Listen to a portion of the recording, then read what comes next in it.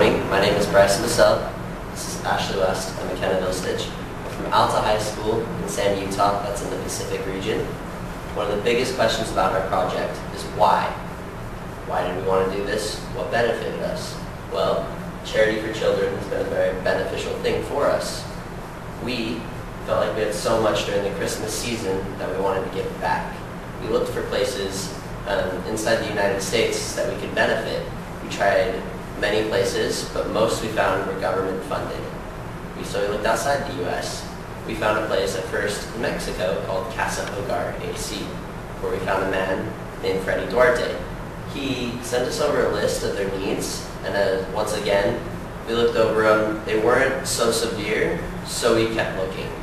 Eventually, we found El Salvador Orphanage.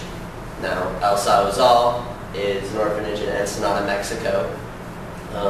They take in kids newborn to college age that have been abused, abandoned, sometimes wounded. They're non-government funded. They're primarily on donations. When he sent over some of their needs, the director there, his name's Roy Ketchering, they were shocking. Some of them were such basic things such as food, water, even basic hygiene. So once we had found this place, we knew that's where we wanted to help. And we formed a plan. Ashley will talk a little bit about that plan.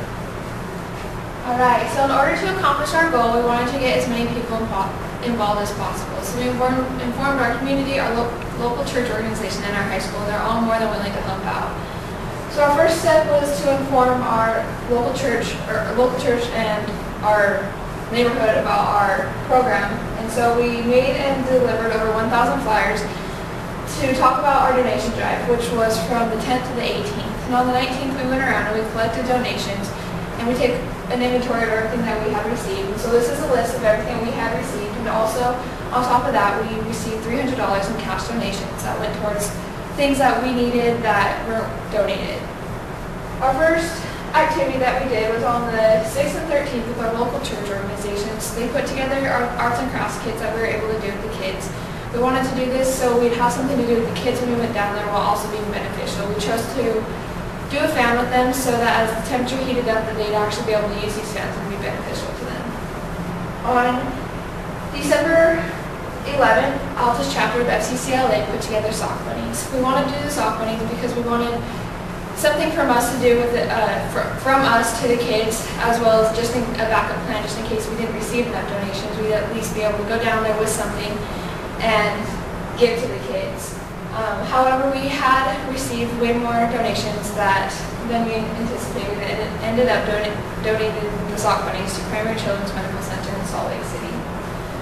To further Alta's involvement, on December 10th to the 18th, Alta High School put together a candy cane drive that all the candy canes were actually donated from Alta's chapter of FCCLA, and where kids were able to buy a candy cane, put a note on for their friend, and then send out the candy canes, and all the proceeds went to our donation drive, which was roughly around $100. And McKenna will actually talk about the trip to Mexico and the outcome of our project. So on December 26th, Ashley and I were able to travel to Mexico with the trailer that we had loaded with all the donations. On the 28th, we were able to spend the day at El Salvador Orphanage. When we first arrived, all the kids just immediately rushed up to the car. They were so excited to see us, and they were so willing to help us unload the whole trailer. And it was so fun to see their faces when we opened it up and they saw that everything that we brought was specifically for them. While at the orphanage, we were able to not only interact with the children, but we were able to take a tour of the place as well. And so we got to see inside different rooms in the cafeteria, and to see how they live and what it's like on a day-to-day basis there. And in the kitchen, we learned how to make tortillas from scratch, which some of the older kids helped us with. But it was really hard actually, but they got a good laugh out of us. So that whole day we just played with the kids, and then at the end of the day the director came out of his way up to us and had just thanked us so much for what we had done, and said how much they appreciate it and how much the support means to them. As Ashley stated earlier, we had received so many more donations than we had anticipated.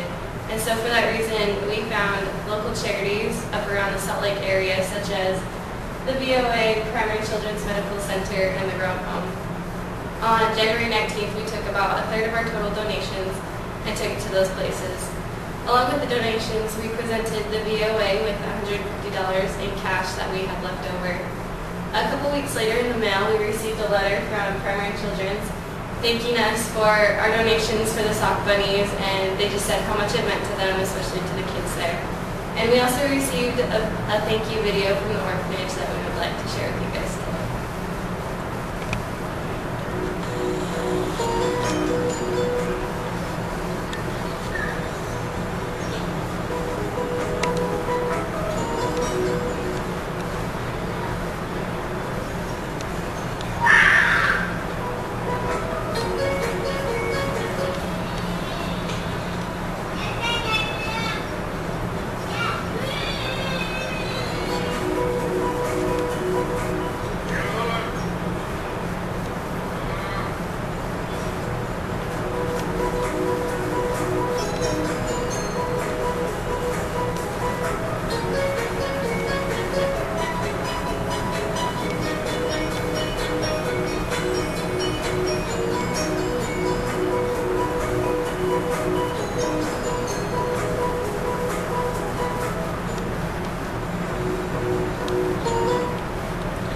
So this whole project relates to FCCLA's purpose number 4, which is to encourage individual and group involvement in helping achieve global cooperation and harmony. It relates to that because in order to accomplish this, we needed support and participation from everyone that we could get. This project has been such a great experience. We're so grateful that we had the opportunity to participate in something that benefited so many people in such a positive way. Do you have any questions?